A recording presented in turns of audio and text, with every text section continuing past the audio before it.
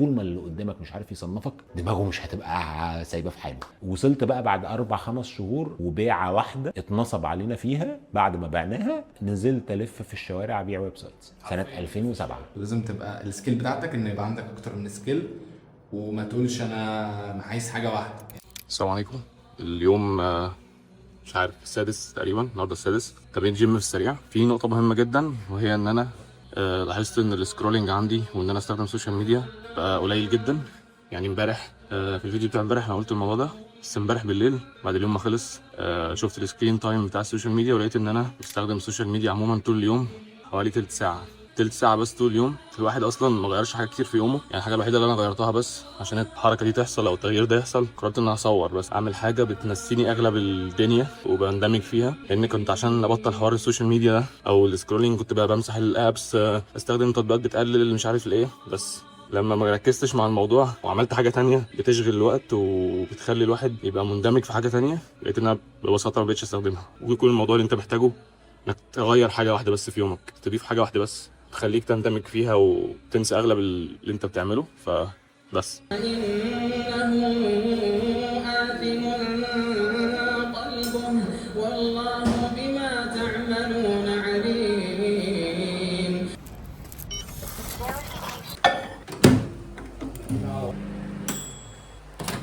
كان فاكر نفسه دكتور وكاتب على البتاع مرتين يوميا.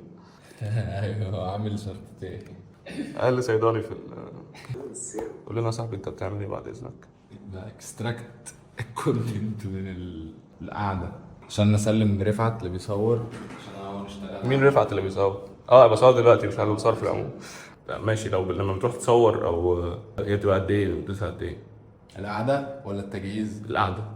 القعده بالكتير قوي ممكن تبقى ساعتين مثلا، بس لو قعده ساعتين دي بيبقى ممكن ناخد ماتيريال شهر. التجهيز بقى بص على حسب، وانا بروح اجمع الكومنتس ممكن ياخد مني نص ساعة مثلا، وتحضير دماغي ان انا هعمل ايه. ايه اللي انت بتجمعه؟ الكومنتس اللي من على الفيديوز اللي نزلت ده لو هو احنا موجودين، لو مش مفيش اصلا كونتنت فانا بقعد بس اجمع دماغي نص ساعة برضو. هعمل ايه؟ هتكلم في سياق ايه؟ ايه السياق اللي يتفتح فيه كلام؟ يعني لو مثلا ما اروحش بسؤال او توبيك ما فيهوش كلام كتير، اللي هو حاجة هيخلصها خلصت. مثلا انما حاجة زي البيرسونال براند يقعد يتكلم فيها كتير جدا. هو مثلا بيجاوب على سؤال فبلاقي ده اجابه السؤال ده دخلنا على سؤال تاني وهكذا.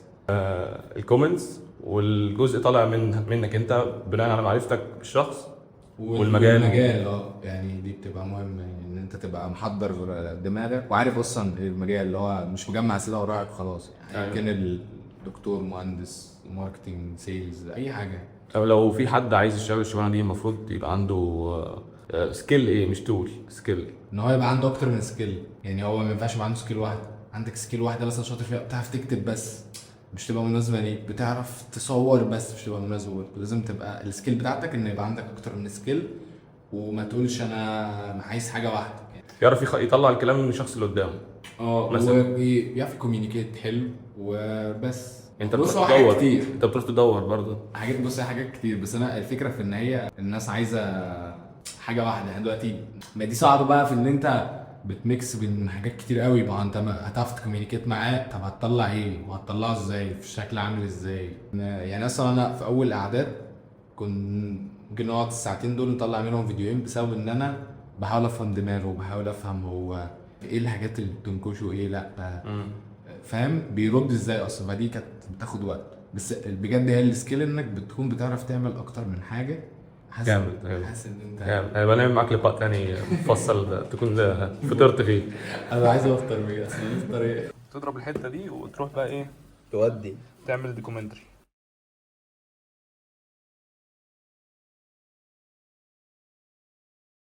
عايز اعرف الاول، انت المفروض في المجال ده بقالك كتير جدا، فازاي اصلا انت دخلت المجال ده؟ ازاي دخلت اللي هو العادي مش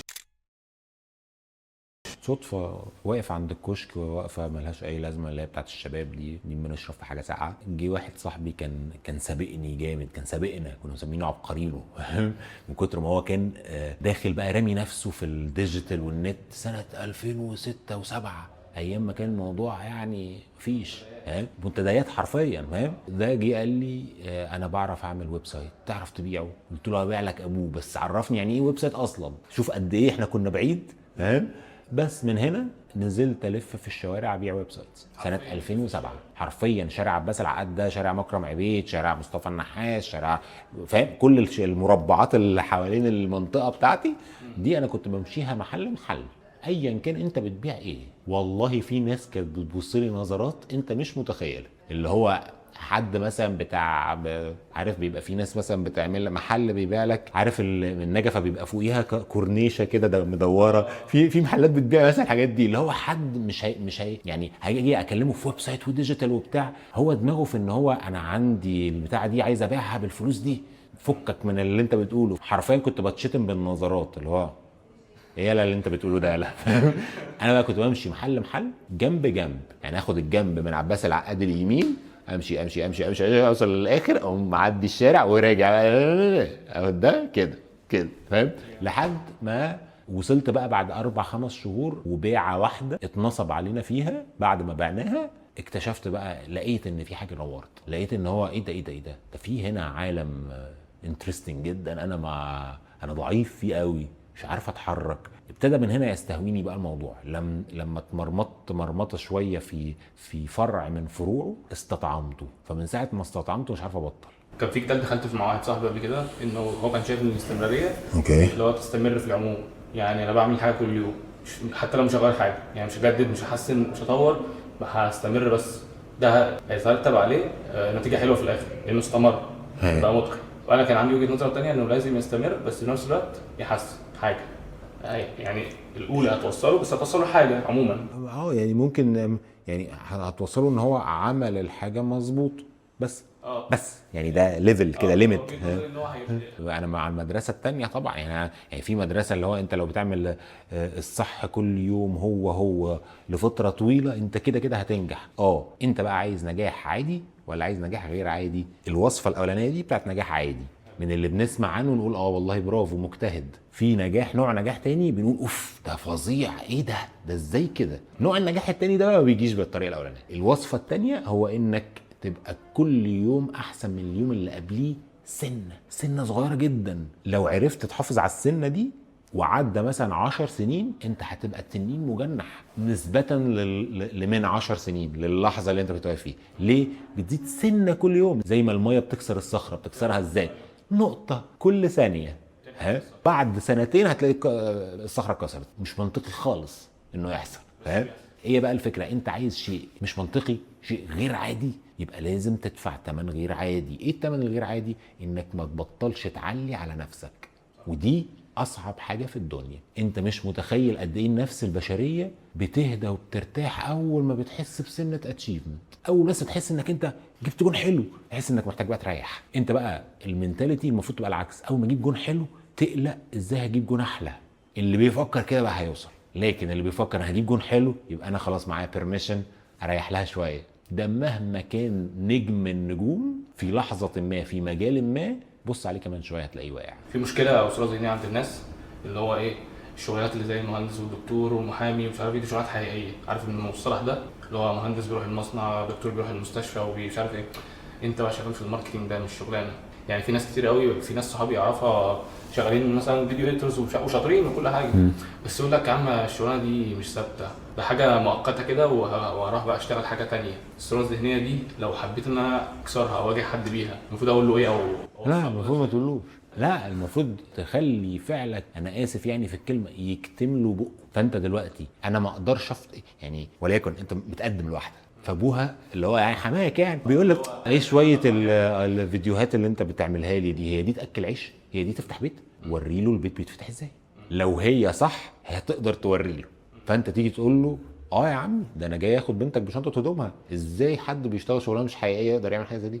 او الكونسيبت نفسه بتاع الشغلانه الحقيقيه والشغلانه هو ده اصلا بقى ده ستيريوتايبنج لحاجه انا الناس مش فاهماها. اي حاجه الناس ما بتفهمهاش بتحتاج دماغها تستريح. بتعمل ايه؟ بتنمط، يعني توصف الشيء باقرب حاجه شبهه. انت من بتوع الكذا، انت من بتوع النت. هو مش فاهم يعني ايه نت، بس هو بقى في صوره ذهنيه ان بتوع النت دول بيعملوا شويه حاجات، فلما وصفك بالشيء عمل ستيريوتايبنج فدماغه ارتاحت، عرف يصنفك. طول ما اللي قدامك مش عارف يصنفك هيبقى متجنن، دماغه مش هتبقى سايبه في حاله. فهو الستيريوتايبنج بقى بتاع الشغلانات اللي انا اعرفها اللي شفتها بعيني، دي شغلانات حقيقيه، لكن الكلام البدع الجديد ده الكلام الفاضي دي شغلانات مش حقيقيه. ده عشان هو بس مش فاهم الحاجه ودماغه لازم تستريح، فبتلجأ الى ديفنس ميكانيزم اسمه ستيريوتايبنج، تنميط. بس فانا احطك في الكاتيجوري واستريح، وحتى لو الكاتيجوري غلط. فانت هنا بقى ازاي تكسر النمط ده بقى، الستيريوتايبنج اللي حصل، انك تكسر له المتوقع بس تبقى ان اكسبكتد. فانا دلوقتي الشغلانات اللي هي اي كلام دي في دماغ اي حد كبير، ده كلام ما يفتحش بيت. يلا وريني ازاي تقدر تفتح بيتين في نفس الوقت، بس انت مش هتعمل كده. فاهم؟ لو وريت له انك تقدر تفتح بيتين، لو قلت له انا مثلا هي مجاز يعني، طب انا بصرف على البيت عندي وجاي افتح بيت تاني ومحدش بيساعدني بشغلانتي ومش بشهادتي، شغلانتي دي انا مش واخد فيها شهاده. هو ايوه لا ما هو انت هو اللي هيفكر كده هيستنى نتيجه ماديه. خلص له الطريق بقى انت وروح تجيب له النتيجه الماديه يا عم، هتكسر له النمط اللي هو منمطك بيه. فساعتها هيعوز يفهم انت بتعمل ايه؟ انت اللي انت بتعمله ده ازاي؟ هنا يجي التغيير، هنا انك تقلب نظره حد لحاجه معينه. ساعه ما هو اللي يجي بيبرق لك ويقول لك هو انت ازاي بتعمل ده، انت بقى المفروض تطلع منه الكلمه دي بس. فشوف بقى قد ايه تمنها صعب. انا خلي بالك، ما هو انك انت تروح وانت لسه مثلا شاب ما عندكش 40 سنه، انك انت تروح بقى لحماك وترمي له الكارت اللي يكسر له النمط بتاعه، ده محتاج منك تمن غالي جدا. دفعته هيبقى معاك الكارت ده وانت رايح تتقدم، دفعت نص هيبقى معاك نص كارت، ما دفعتش خالص هتروح فاضي. انت شوف انت عايز تروح معاك ايه، على حسب انت هتدفع قد ايه. كده اللي بيدفع لازم هياخد مقابل. فانت ما تفكرش هاخد ايه، فكر ادفع كتير ازاي. ما هو اصلا هو قانون فيزيائي، اللي بيدفع حاجه بتترد له. اذا المفروض ما تفكرش هيترد لي ايه، المفروض تفكر ادفع كتير ازاي. قولوا لي اي حاجه ادفع فيها اكتر، لان انا عارف ان اي مليم هيدفع في المكان الصح هيرجع لي اضعاف. بس فانت فكر تدفع ازاي اكتر في الدنيا، تدفع ثمن للدنيا اكتر بس. شكرا.